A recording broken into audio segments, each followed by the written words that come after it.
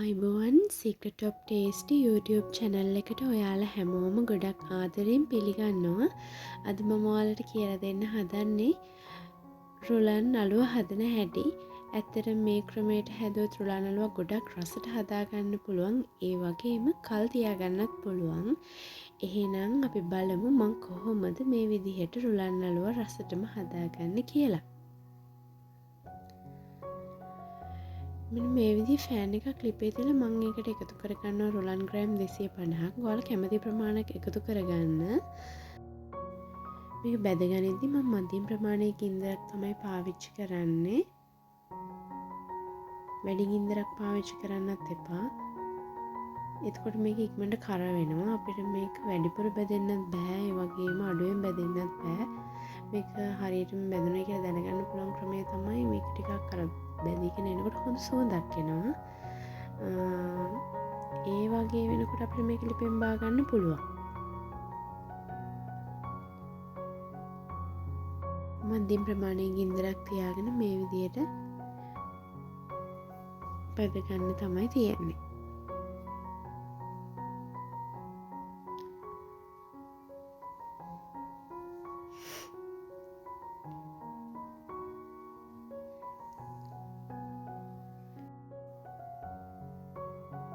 මේ වෙලාව මගේ රුලන් ටික දැන් බැදලා තියෙන්නේ. හොඳ සුවඳක් එනවා මේ වෙලාවේදී මම ලිප ඔෆ් කරගන්නවා. ඊට පස්සේ මේ බැදගත්තු රුලන් ටික මේ විදිහේ වෙනම බෝල් එකකට එකතු කරගන්නවා.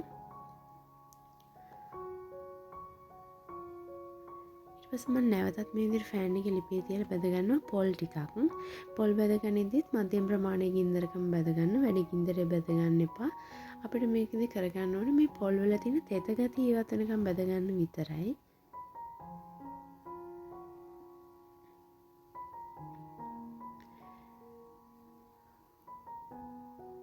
පොල් ටික බැදෙන්න නම් ඉතින් ටිකක් වෙලා යනවා. ඒ වුණාට ඉතින් මේ ක්‍රමයට හදාගත්තම හරිම රසයි.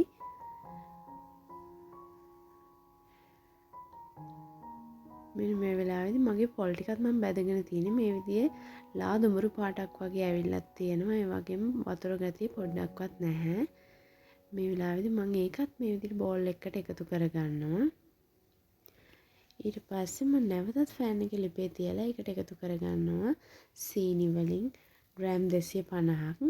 ඒ වගේම එකතු කරගන්නවා වතුර කෝප කාලක් වගේ එකතු කරගන්නවා.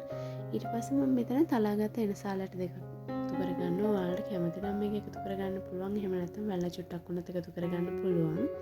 ඊට පස්සේ ලුණු වලින් තේ හැඳි භාගයක් වගේ එකතු කරලා සීනි පැණි එක හදාගන්න යන්නේ. සීනි ටික දිය වෙලා පැණි පද වෙනකන් අපි මේ විදිහට හොඳට මිශ්‍ර කරගන්නයි තියෙන්නේ.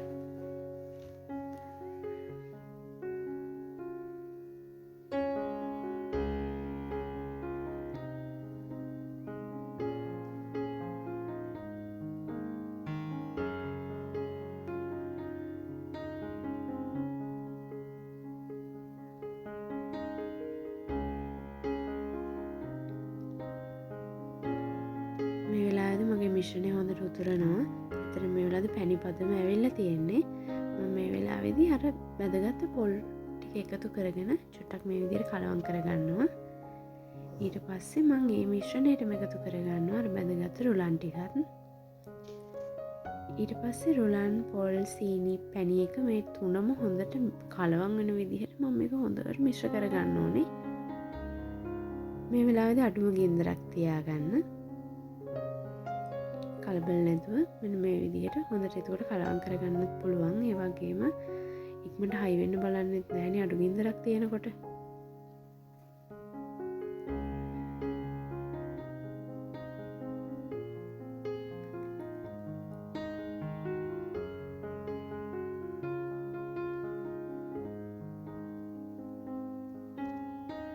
මේ විදිහට හොඳට කලවම් කරගත්තට පස්සේ මේ වගේ හොඳට එකතු වෙන වෙලාවක් තියෙනවනේ. අපේ ගින්දර රසනෙත් එක්ක මේක අපිට හරියටම හදාගන්න පුළුවන්. ඊට පස්සේ මේ විදිහට ලෑල්ලක් උඩට මම මේ මිශ්‍රණය හලා ගන්නවා.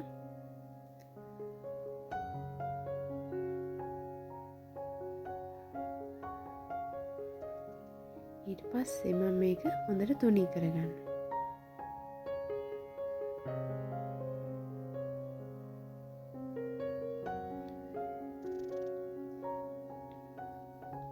මේ විදිහට තුනී කරගත්තට පස්සේ මම මේ විදිහට කෑලි කපා ගන්නවා. කෑලි කපලා මේ ටික මේ විදිහටම ලෑල්ලේ තියෙන්න දෙන්න. එතකොට නිවෙනකොට ගානට සෙට් වෙනවා. ඔයාලා කැමති හැදයකට කපා ගන්න පුළුවන්.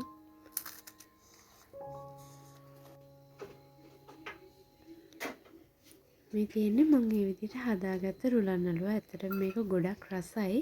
ඒ වගේම තව තියාගන්නත් පුළුවන්. අපි මේකට පොල් බැලලා එකතු කරගත්ත නිසා මේ විදිහේ තමයි මම නම් හිතන විදිහට මම කාලා තියෙන රසම විදිහ රුලන් අලුව. වීඩියෝ එකට ලයික් එකක් දාන්න.